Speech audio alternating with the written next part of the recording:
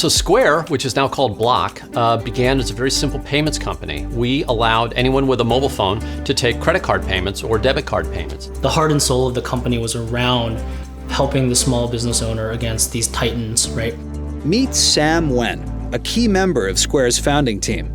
We've been seeing a decline in small business in the country for the last 30 years. I don't think that's a good thing. So for me, that was always kind of the dream of sort of the core payments business of Square. How can we encourage more small business?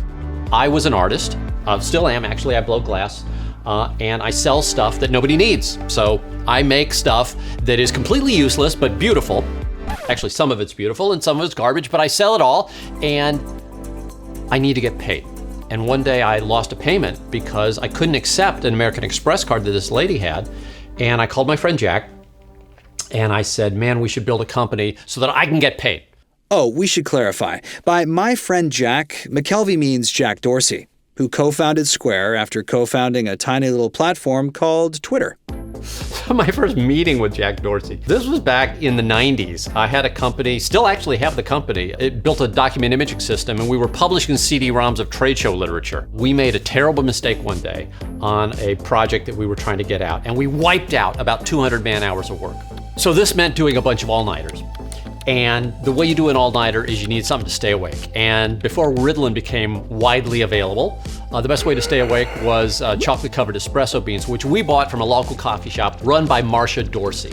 Marcia's kid, Jack, liked computers. And my partner was in there and he said, hey, Marcia, would your kid like to come out and make $50 the hard way? I hired him on the spot, put him to work, and Jack worked with us for the rest of that day, which stretched into that night, which stretched into an all-nighter, and we sent him home as a teenager with school the next morning at 5 a.m.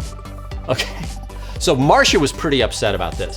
But what it did was it made Jack sort of part of the team because he just pulled an all-nighter with us on his first night. It's unmistakable when you meet somebody who's able to pick up ideas and concepts and just able to take those ideas and then just create new ideas from them. It's very, very obvious when you talk to Jack that he's one of the most brilliant people.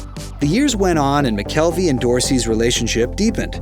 But then the internet effectively nullified McKelvey's company. Though Dorsey, even though he himself had been pushed out as CEO of Twitter, wasn't fazed. He said, well, why don't we do something else? Why don't we build something new?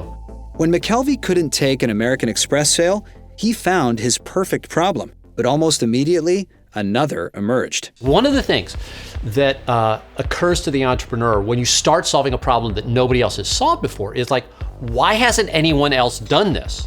And the answer was, oh, there are rules against what we were trying to do. Now, we thought those rules were stupid, and we decided to circumvent those rules and in some case break those rules. But we eventually found, by my count, 17 different rules, laws, or edicts that for some reason prevented what Square was trying to do. So we had this pile of things that we had to surmount in order to get our system working. And surmounting that was one of the things that led us to build an innovation stack.